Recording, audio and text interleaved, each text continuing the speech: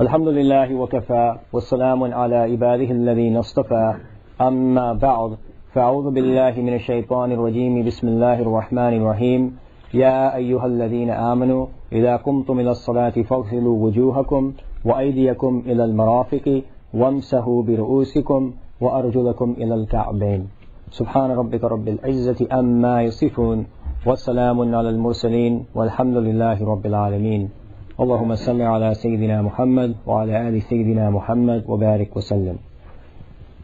يا أيها الذين آمنوا, O you who believe, إذا قمتم إلى الصلاة, when you stand for prayer, فاغسلوا وجوهكم, wash your faces, وأيديكم إلى المرافق, and your hands up to your elbows, وامسحوا برؤوسكم, and wipe your heads, وأرجلكم إلى الكعبين, and wash your feet up until the ankles. This ayah is ayah number 6 of Surah Al-Ma'idah, and it describes for us the act of wudu. And we've actually spent the last 2 sessions talking in detail about wudu, and tahara in general, wudu in particular, and so we're going to continue with that today. Now before we begin, let me just again give a little bit of background. So we're talking about tahara, and tahara means purification. There's a difference between cleanliness and purification, and we spent a significant amount of time discussing that in the first lesson.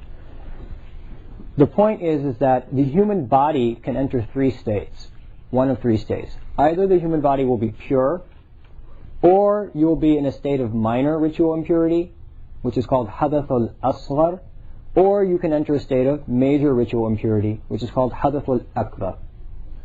Hadath al-asghar happens, for example, and we'll cover this in detail later, but hadath al-asghar happens by those things that break the wudu. For example, if you use the washroom, or if you vomit, or if you bleed. So these things commonly these are the things that we commonly recognize as breakers of wudu. These things put you in a state called hadath al-asghar, minor ritual impurity. And in order to remove that state, you subsequently have to make wudu, which then puts you back in the state of purity. Similarly, things that put you in a state of major ritual impurity, hadath al-akbar, are those things that break your ghusl, that require you to then take a legal bath. For example, intercourse, that would put you in a state of hadath al-akbar, major ritual impurity, and subsequently to get out of that state and repurify your body, you would then have to take a legal bath, a proper Islamic ghusl. And we'll cover that in detail. So anyway, here we're focusing on the act of wudu. And again, the act of wudu is that act which allows you to return your body from the state of hadath al-asghar, minor ritual impurity, back into a state of purity so that you can touch the Quran and so that you can pray. And this will be coming up inshallah in a moment. Now within the Holy Quran, Allah subhanahu wa ta'ala has actually detailed this act for us. So there are 4 mandatory parts of the wudu. And this is the focus of this particular lesson. We want to talk about the wudu and break it down into how it's ranked according to the fuqaha. And yesterday we spoke in detail about how do you make something farad, why do the fuqaha, why do they say something is farad? What do they mean when they say something is wajib? What do they mean when they say something is sunnah? What do they mean when they say something is makruh? What do they mean when they say something is haram? How do they derive the proofs? And we talked about that in detail yesterday. So I'm not going to cover that again. But the point is, we're starting with the fara'id of wudu, the necessary parts of wudu. And if you recall, yesterday I said that in order to make something farad in our deen, you need 2 things. You need a definite proof you need a definite command from a definite proof. Right? A certain command in a certain proof. You need surety in both of these things. So, because you have a command in this ayah, فَاغْسِلُوا, Allah is commanding you with the sigha, with the verb form of command. So that automatically creates the command. So that was the first condition to make something farad. And the second condition was you needed it to come in either the Quran or some proof which has tawatur. And we spoke about that yesterday. And the Quran is a definite source. Every single ayah of the Quran is a definite source. So when Allah subhanahu wa ta'ala says, يَا أَيُّهَا الَّذِينَ آمَنُوا إِذَا قُمْتُمْ إِلَى الصَّلَاةِ فَاغْسِلُوا وُجُوهَكُمْ وَأَيْدِيَكُمْ إِلَى الْمَرَافِقِ وَامْسَحُوا بِرُؤُوسِكُمْ وَأَرْجُلَكُمْ إِلَى الْكَعْبَيْنِ. These 4 actions that are listed become the 4 farad acts of wudu. And everything else, because it's listed in hadith and not in the ayah of the Quran, becomes sunnah acts of wudu. And we'll talk in detail when we get to the sunan of what the sunan are, but in general, this is the concept. Let's talk about each of these acts individually. What does Allah say first? فَاغْسِلُوا وُجُوهَكُمْ. Wash your faces. That's the very first thing that we're supposed to do, as far as the fara'id are concerned. Now, keep in mind, before I enter this discussion of what's farad, what's sunnah, and what's mustahab, this is an academic discussion in a way. In reality, you want to perform the proper and perfect wudu every time. You're not going to sit there and say, okay, I'm just going to do the farad, right? That's not the way we approach the deen. We try to maximize in everything. So in the end, after I've outlined each and every part of the wudu and where does it fall in its ruling, then I'll present the exact mechanism of how to perform the most perfect wudu, or the model, quote-unquote, the model wudu. So the very first act listed in the ayah, so the very first farad act is to wash the face. According to the Sharia, and actually according to the linguistics in Arabic, the face is defined as that thing that you see when you look at someone else. Because you see from the top of the forehead, the hairline to the chin, and from ear to ear, this defines the face. So lengthwise, it's from the top of the base of the hair to the chin, and according to the width, it's from earlobe to earlobe. So this defines the face. Where skin is visible on the face, then you have to wash the skin. But where skin is not visible, then the thing covering the skin becomes as if it's the face. So for example, the eyebrows.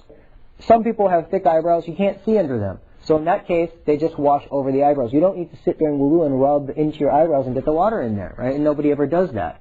And the reason is because this actually becomes the face, because it's covering the skin. Same thing with those people who have a thick beard. Because this covers the skin and hides the skin, washing over the beard counts as the face. If you have an area of your beard that's thin, you need to get water in there, because if you can see the skin, it needs to be washed. And if you can't, you can simply just run the water over the particular, either the eyebrows or the beard that's covering that skin. So that's what we mean by face. And that's the very first thing Allah listed in this ayah. The second thing is وَأَيْدِيَكُمْ إِلَى الْمَرَافِقِ, and your hands to the elbows.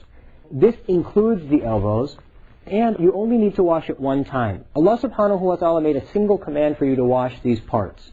And so washing the face and washing the hands, and in fact washing the feet as well, and wiping the head, should all be done only once.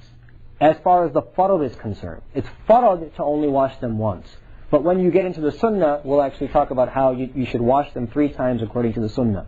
Not only is this based on the linguistics of the Arabic, in the sense that Allah made a command, and a single command is fulfilled by a single action, but also we have a hadith in which the Prophet ﷺ, on rare occasion, would wash each part only once in order to show the people that this was permissible. And it's very important during that day and age, because water was very, very rare. It was an asset in those days. Now in this day, you just turn the faucet on and it comes, and nobody thinks about from where.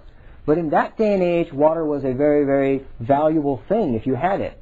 And so it was important to know what were the minimum acts of the wudu in case you got yourself caught in a situation where you didn't have enough water to perform the whole thing. So that's the second thing that you need to wash, which is mandatory. The hands all the way to the elbows, including the elbows. The third thing that is mandatory in the wudu is to wipe the head.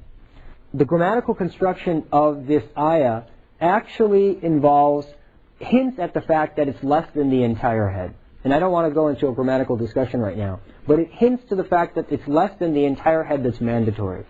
And in fact, if you then take it a step further and look through the hadith, you'll find that on occasions the Prophet ﷺ actually wiped only a fourth of his head. And in fact, in the hadith it comes, وَمَسَحَ عَلَى نَاصِيَتِهِ. He wiped the amount of his forehead, which is about the fourth of the head. So this is why, according to the Hanafi madhab, it is mandatory to only wipe any fourth of the head. Any fourth of the head will do, but for a fourth of the head. Now it's sunnah to do the whole thing, and we'll come to that again. But the minimum that you have to do is 1/4 of the head. Imam Shafi'i says the minimum that you have to do is 3 hairs. And Imam Malik says actually the whole head. So there's some debate among the ulama. In the end, when you wipe your whole head, fulfilling the sunnah, you'll eliminate all this debate, and it doesn't become an issue anymore. But in the case where you have minimum water, only 1/4 is mandatory. Finally, the last thing that that Allah subhanahu wa ta'ala commanded us to wash in the in the ayah is to wash the feet